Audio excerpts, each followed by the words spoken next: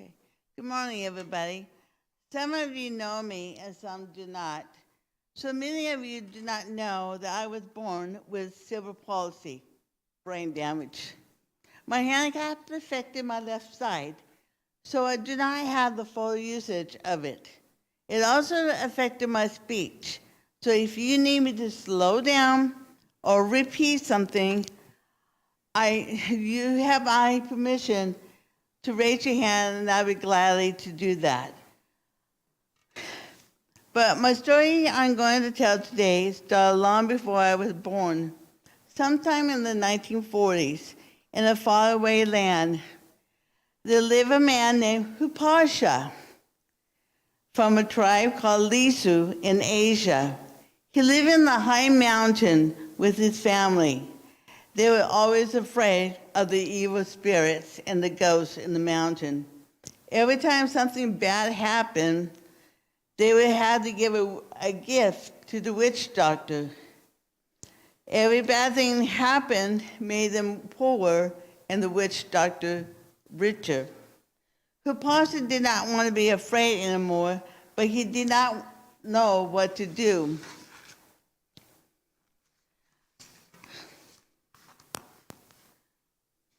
Sorry. His friend told him he should go listen to a white man from far away. So Upasa and his family listened to the missionary family named Morse, who told him about Jesus, the Son of God. The Morse family told Upasa that if he followed Jesus, he would not have to be afraid anymore. Hupasa and his family decided to follow Jesus. But one day, Hupasa remembered some people far away who did not know about Jesus. He knew that they were still afraid of the evil spirits. Hupasa knew that he should go and tell the people about how to be free and follow Jesus. His wife agreed. Hupasa, with his wife and children, set off across the mountain to tell the people about the good news. They knew if they started right away that they could reach the destination before the snow began. When they had traveled for many days, the snow started and became a blizzard. The snow came very early that year. The family was about to be trapped in the mountain. They started yelling, "Zeju, Zeju," which is how the tribal people pronounced the name of Jesus. The village that they were going to heard them and came out and rescued them. The chief of the village sent for Hupasa to ask him why he crossed the mountain in the snow. Hupasa was happy. He could tell the chief of the village about Jesus, and then he would tell the people in the village about Jesus. Hupasa went into the big hut in the middle of the village. The elders of the village were in the hut with him. The chief oldest son was there.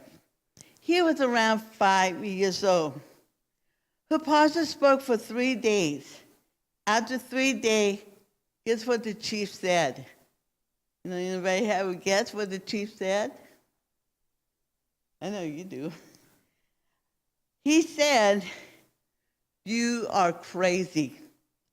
This God is crazy for letting his son die like that. You cannot stay in my village. Since it is winter, I would not send you into the snow, but you must take your family and live across the field, and you may not come into my village. When the snow melts, you must leave." One day, the children in the village became very curious about the crazy man and his family. The children started to hang out with them. One of them was the son of the chief. Because the missionary had taught Hupasa and his family to sing our hymns in their language, Hupasa taught the kids the song, Jesus Loves Me, This I Know. After many years, the chief's oldest son found out there were cities and schools, and he developed a hunger for knowledge. He wanted to go to school, and he begged his parents to let him go. But they said, no, you are the oldest, and you're going to be the next chief. Years went by, and the same answer, no, you must not go to school. When he was around 15 years old, he ran away from home and got a job. In an Asian country, you must pay for tuition, your books, and your uniform. He began, soon he had enough money to make his dreams come true, and he began going to school. At school, he met with the grandchildren of the missionaries. The same missionary who had taught Hupasa long ago. And I get emotional. So if I don't cry, it's because I get very emotional about this. He told his new friends that he wanted to learn English. So the two missionary boys invited him to their home and stay underneath a house which had been built on stilts to avoid the flooding. Their plan was to yell out the lesson to him, and that is what they did. But the more they yelled out the lesson, the more the mom became worried. But they did, and the boys wouldn't let the mom know what was going on. Finally, she figured out and invited the boy up to the house, and eventually he found out what was going on, and she invited the chief's son to the house. This is how Jesse Yummy, began his walk with the Lord.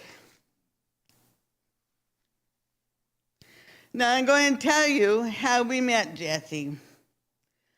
We were going to Northwest College of the Bible. Michael was our instructor, and so was Charles Daddy was our instructor. And I always talk about Northwest College of the Bible to other people to encourage them to come to this college.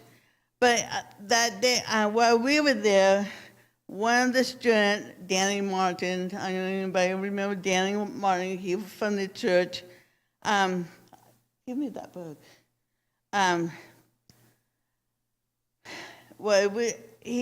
Danny Martin told us to read this book, and Lane's going to give me that book so I can show it to you. It is called Exodus to the Hidden Valley.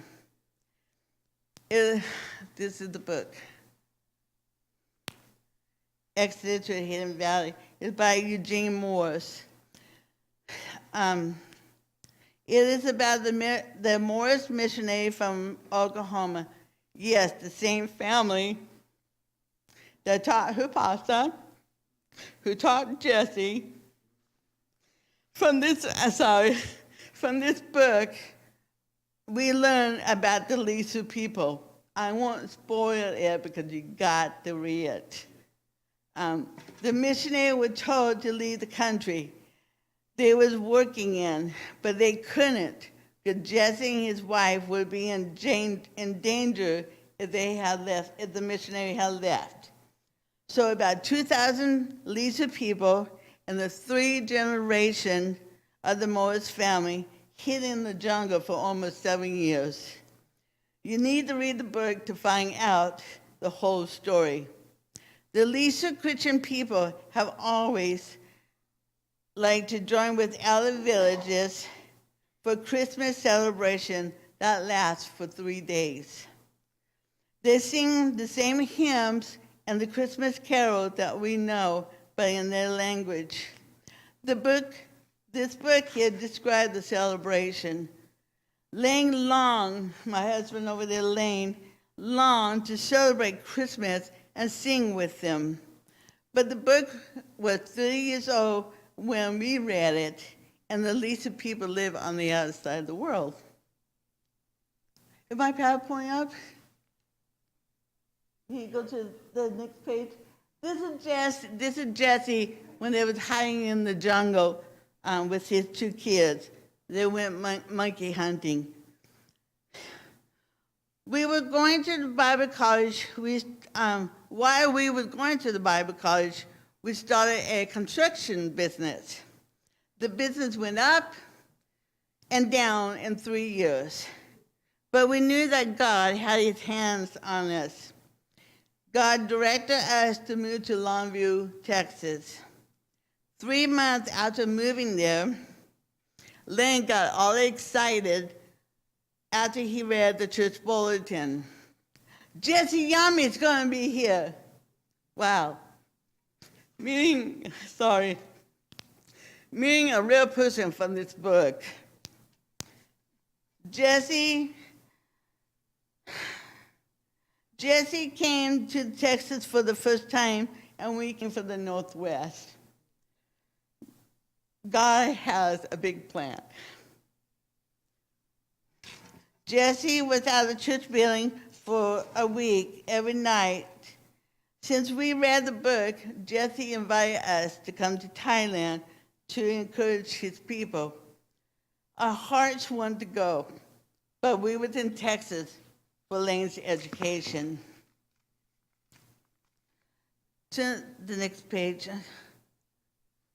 This is Derek Voorhees, now the president of Boise Bible College. He was the associate pastor at Longview Christian Church at that time.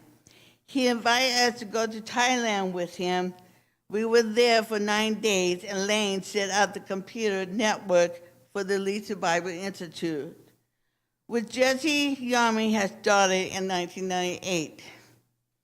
On this trip, we met John B. Is there a picture of John B? Next page? No, okay, that's okay. We met John B., a fourth-year student there. After almost 2 decades, our family, Lane and I, is still working with Archie's family in ministry. During that first 9-day trip, Lane learned to pronounce the Lisu alphabet and sound out the Lisu words. We returned to Texas where Lane received his bachelor's degree in computer science and engineer technology from LeTourneau University. One of Lane's professors told him that he should continue with his education. He was accepted at Baylor University in 2003 and was awarded a scholarship for his MBA program there. After completing most of his classes, Lane is supposed to find an internship with a corporation somewhere. But when the time came for this, Lane's heart wanted to go back to the Lisa people. Baylor allowed Lane to design his own class, his own program for his final semester. So Lane conducted a study on micro-business and did a formal analysis of the Asian Christian mission that organized Jesse had founded. Psalm 37, 4-5. Delight yourself in the Lord, and he will give you the desire of your heart. Commit your ways to the Lord. Trust also in him, and he will do it. Okay, the next slide. This is Jesse, and he grew up in a Lisu village, but he's also a Wawang tribal people, and this is his Wawang tribal costume.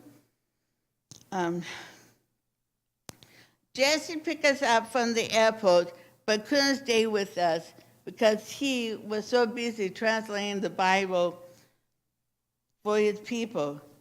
But it was great for us to know the Lisu people without a missionary. The trip was 6 months of teaching at LBI, the Lisu Bible Institution, and driving the students to far mountain villages to preach, to teach Sunday school, and just to share with the people.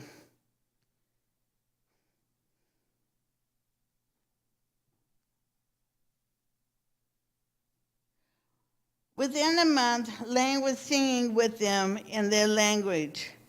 Another professor, Chufusa, had Lane singing with him in a quartet from November through December, through January, singing for Thanksgiving, Christmas, and New Year.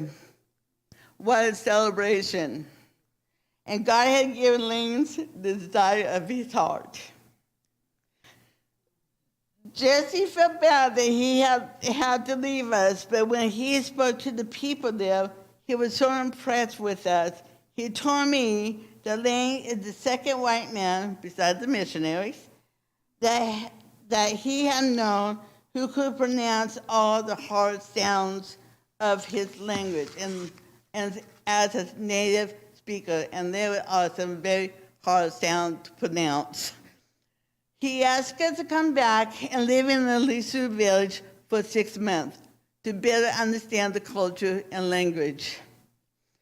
So when we returned to Thailand for a third 6-month trip, this time we were living with John B. and his wife Warren in the village of Weedam Lee, where Auntie had been called to preach after graduating. Many nights around the fire and drinking green tea, and John and Lane talked about John's home village, which was not very far from where Jesse had been educated by the missionary family. The people are poor there, and many children are orphaned. AIDS is a big problem, and now COVID is making it harder. John's brother is a preacher there, but needs help. Jesse did finish the translation at Lisu Bible, as well as commentaries and the hymn books. He stored many copies near the Mula community before he died in March 2020. When Lane's mom died in May 2019, Lane's sister tithed on the estate and gave some of the money to Lane. Now we are working with John B. through our organization called Asian Children. The day after Jesse dropped us off at the Lisu Bible, I'm really going to lose it. After the day that Jesse dropped us off at the Lisu Bible Institution on our first 6-month trip, there was a knock on our door. We opened up the door, and there was Aspa, who became Lane's translator, with 15 new students. He said, "We have been praying and praying.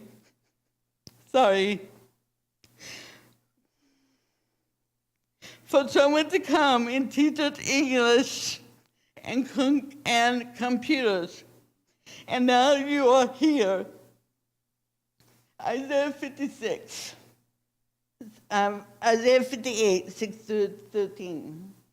Your turn.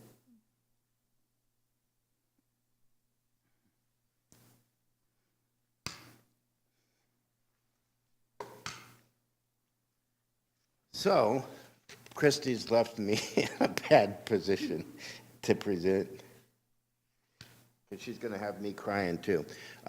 We were married right up there in 1997 in February, and when we were married, we chose a life verse, actually a life passage, which was Isaiah 58, 1 through 12, and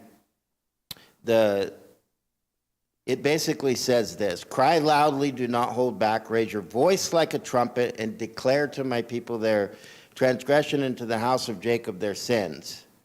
Yet they seek me day by day and delight to know my ways. As a nation that has done righteousness and has not forsaken the ordinance of their God, they ask me for just decisions. They delight in the nearness of God. And it goes on, and this is Israel when they've turned away from God, but they're coming back to God and saying, hey, God, we want to be close to you. We're fasting. We're great people. We're your people. We want to be close to you.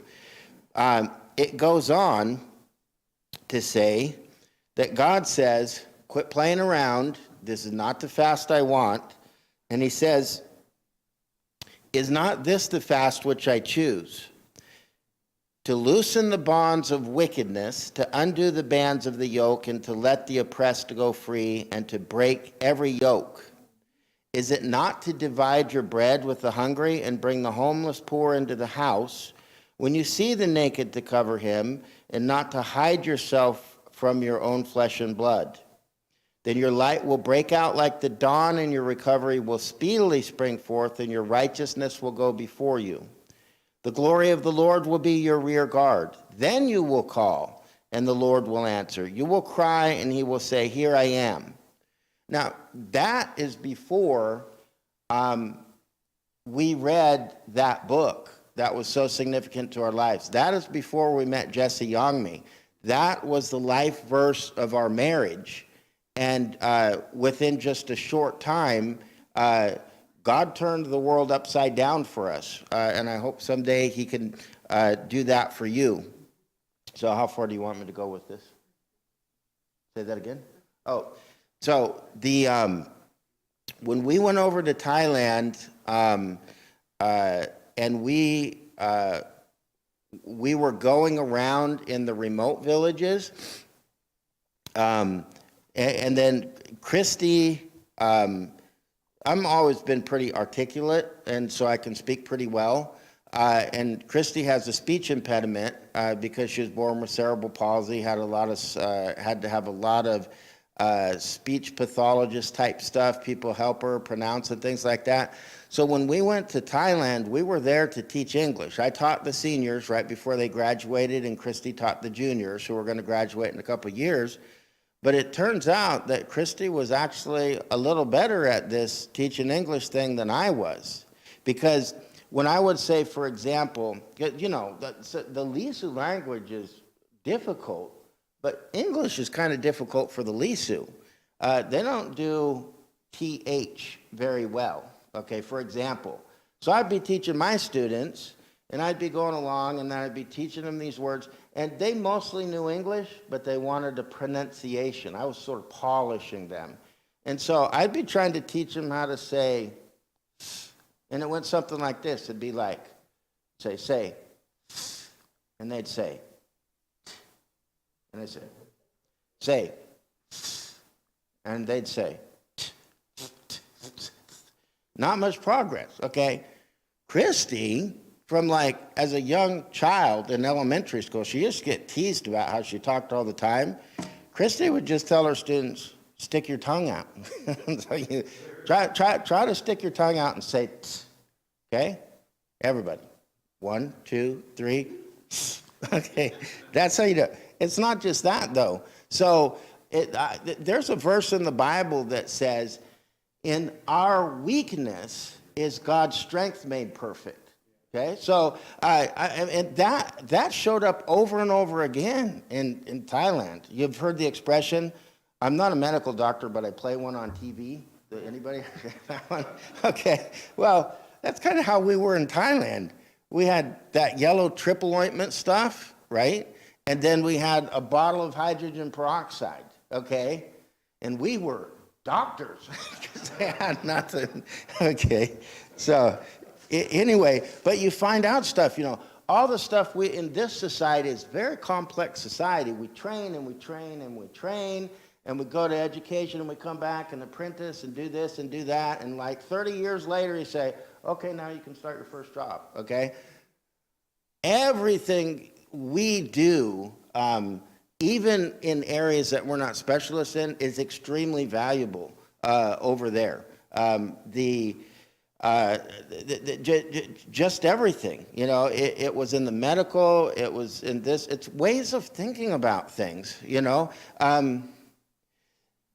If you are raised in a culture that's extremely stratified, right? Like you're born here, you're a farmer, you're never going to get out.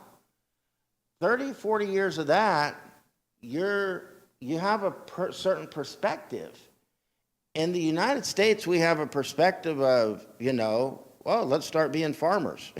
People do it, and they start being farmers and kick that off. It's a way of thinking about things. And there's a parallel to this in the Bible, and then I'll just drop the topic a little bit. But in the Bible, you have the Old Testament, patriarchal and tribal, and you sort of have the New Testament, which is Greek and like slice and dice thinking. And there's that merging and that melding that really is a good synergy. Well, in some sense, obviously, we're going to a tribal people who, when they read stuff in the Old Testament, they're seeing stuff in there that we don't see, that they've lived with it their whole life. They know it, right? Same way we kind of got the Greek little track here on our side.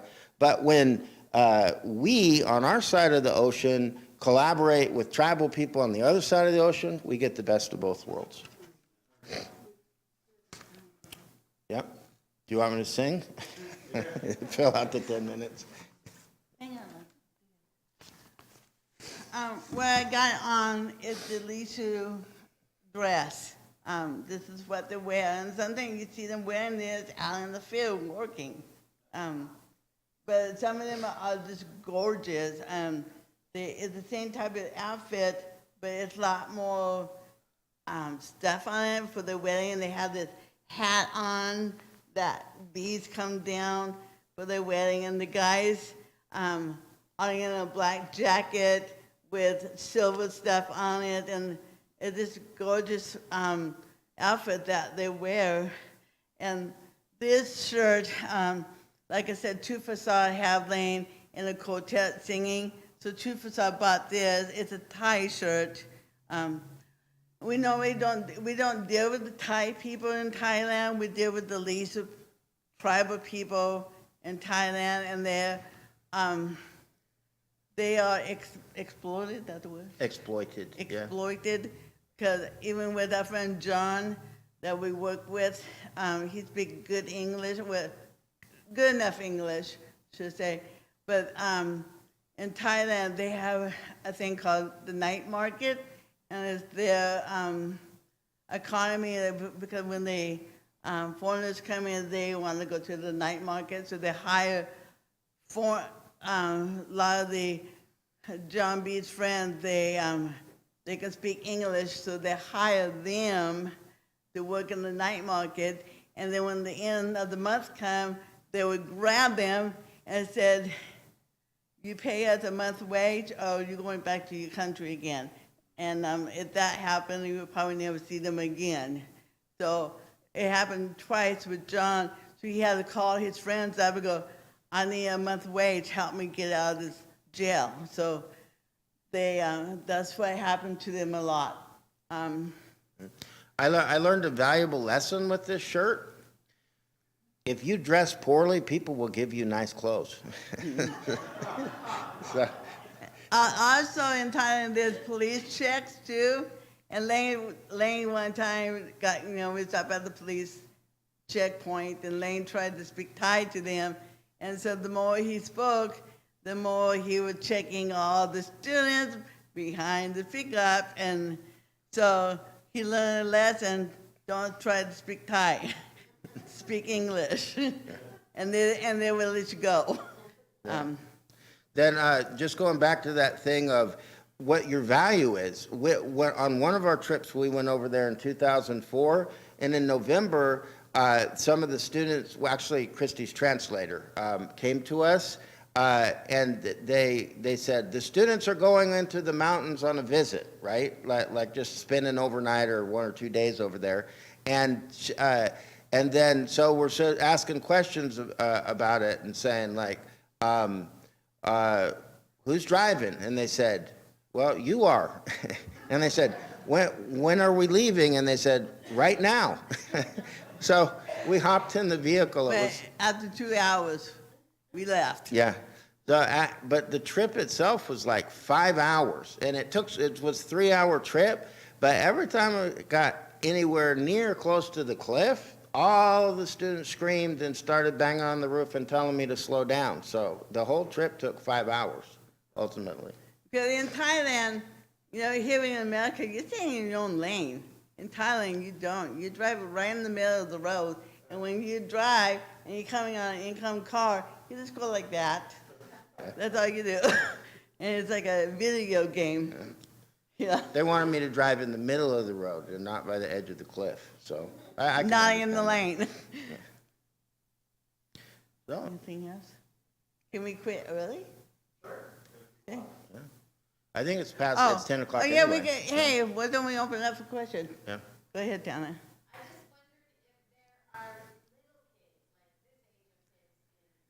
Oh, yeah. And like I said, they are very curious. When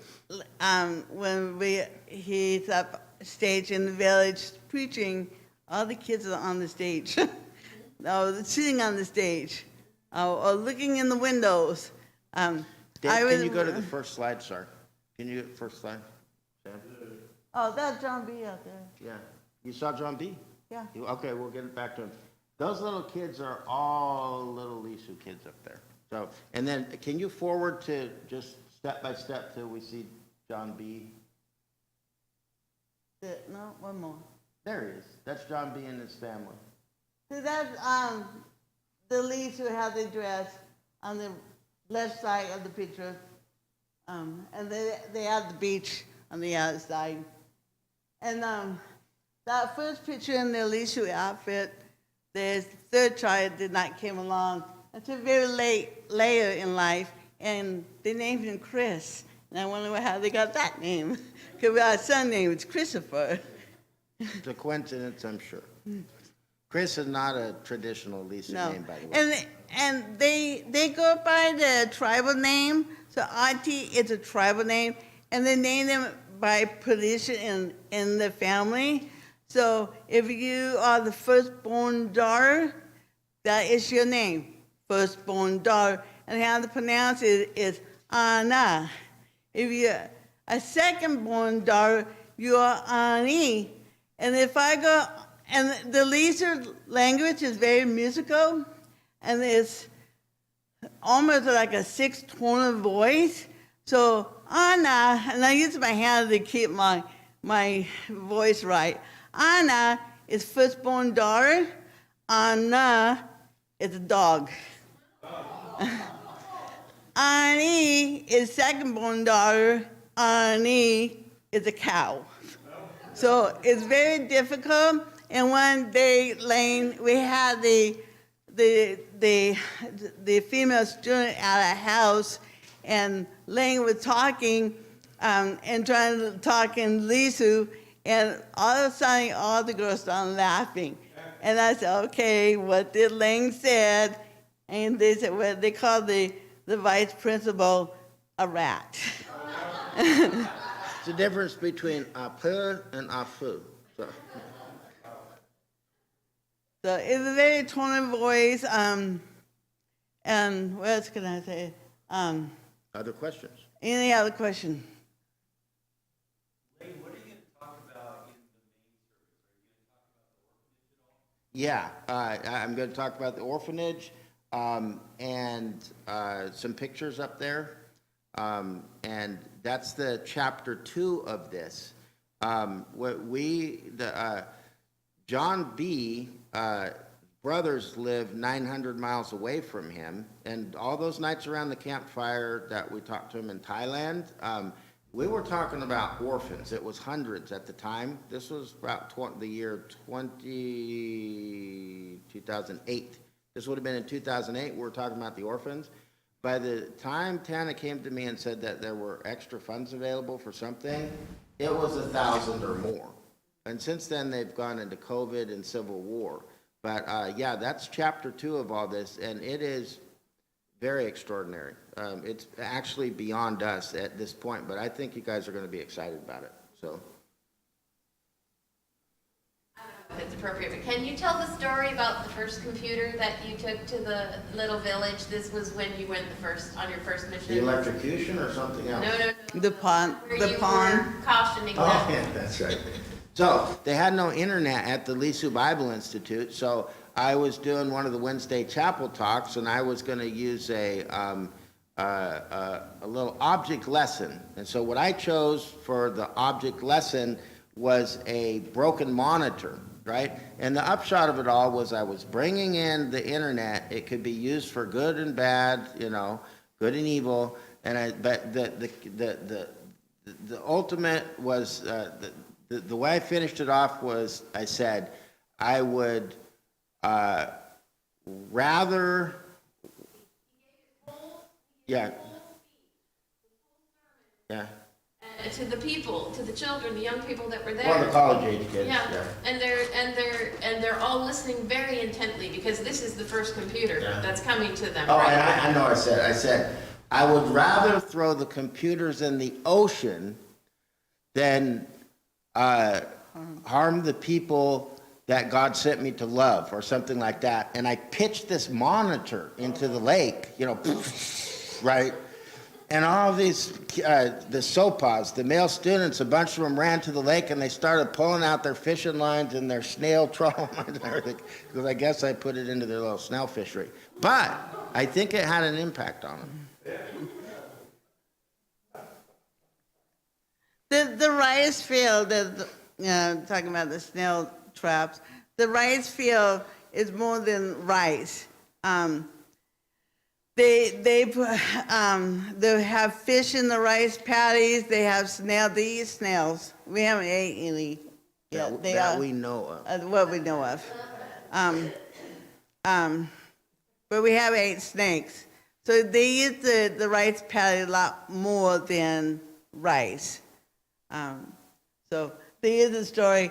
When we was going to live with John B. and his wife, Lane told them, "We know you guys eat dogs. If you want to serve dog to us, don't let us know." It's a figure of speech.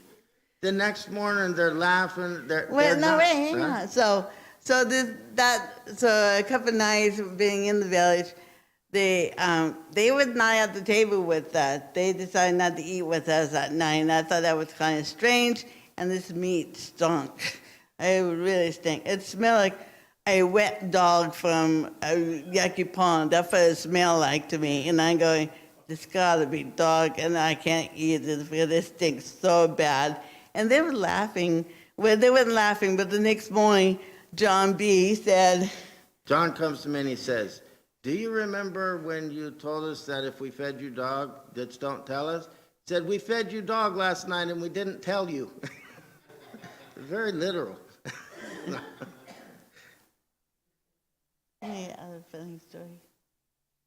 Oh, that long trip to the village, that 5-hour trip, we turned off the main road and went on to this red, dirt, muddy road because it rained the night before, so there was a lot of mud puddles everywhere. And we got halfway up the mountain and the back wheel fell into one of those big, huge mud puddles. And all the male students jumped out, and I'm trying to push the truck out. And I told Lang, no, they can't do it. You need to get out and help them push the truck out, and I would drive. Now, they drive on the other side of the vehicle than we do. So the stick shift is over here, not over here now. It's over here now. But it was okay. I was able to do it. And I said, I'm going up to that flat spot up there. And so Lane got the truck out, and I drove up to the flat part. And all the female students, the male students, done talking. And with this one particular guy done talking, and everybody laughed. And my translator said, he got done saying, when he gets married, he wants to marry a woman like me. And then Grace, one of the Somas, came up. She knew a little English. And she came up to Christy and she said, "Mama, good driver." And she looked at me and said, "Mappa, good driver too." Mama means female teacher, like Mrs. They always call me Mama. Is a respectful Mrs. Mama. And Pa is the same way, Mr. Lane, Or male teacher, yeah. a male teacher. Yeah.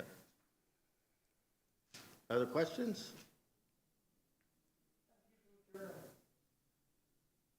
It was a hot August. You were there. That's an interesting story. So we met Jesse Yongmi down at Laterno, but the reason we went there without knowing Jesse was that the Vietnam War happened. There was a lot of big construction equipment made by a company, a man named Laterno, that had been left behind. So round about the 1999 or something like that, Mark met somebody that heard he had been to Vietnam on a trip before and said, get me a Laterno, right? And Mark came to me and said, Lane, what's a Laterno? So I did some research, okay?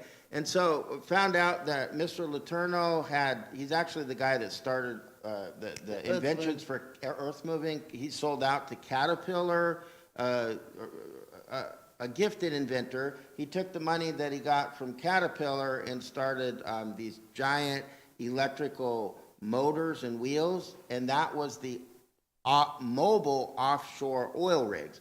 Well, they'd float them out, and then they'd just be there. And if you needed to go somewhere else, you'd put the feet up and then float somewhere else and go up. So he made a lot of money from that. And then, yeah. Mr. Laterno also believed, why did we give God the 10% and we keep the 90%?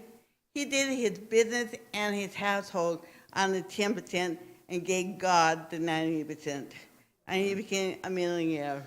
Well, over $200 million in 1950 is a lot of money. So, like an Elon Musk almost. So, but he also, towards the end of World War II, just after, he was flying over Longview, Texas, that area, and they looked down there and they saw this hospital. The hospital was for an invasion of Japan. They expected millions of casualties, so they set up these hospitals all over the United States, I presume. But after the World War ended, it's like the Army came to them and said, you can have this land, right? But if we want it back and you've developed it, we get everything on it. And that was a 10-year deal. After 10 years, they didn't want it back, so he had it. So he set up his business there, and his wife wanted to set up a Bible college there. So they set up Laterno, but it wasn't a Bible college necessarily. It was a technical school because he wanted trained workers. Well, but they had a lot of Bible in there, a lot of missionary things going on. And then it went from Laterno Technical School to Laterno College, and then in 1980 it turned into Laterno University. So I'm researching all of this, and our business had failed. We had a construction business in the Northwest. I didn't even know what to do. So me and Christy said, we're going to Texas and going to this Laterno University. And that's where we met Jesse. So.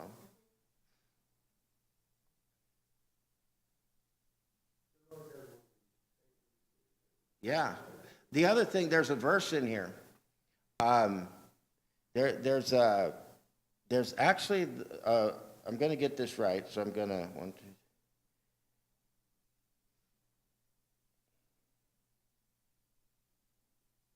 it's this.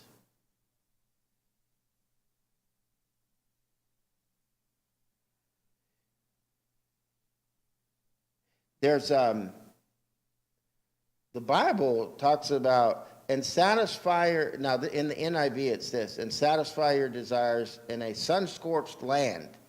And believe me, after 4 days in an air-conditioned U-Haul from the Northwest to Texas, opened the door at 6 o'clock at night, and it's an oven, like a literal, I thought we were gonna die. And that's the sun-scorched land part of our verse. Because it was...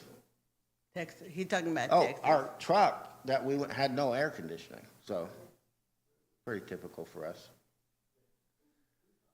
Yeah.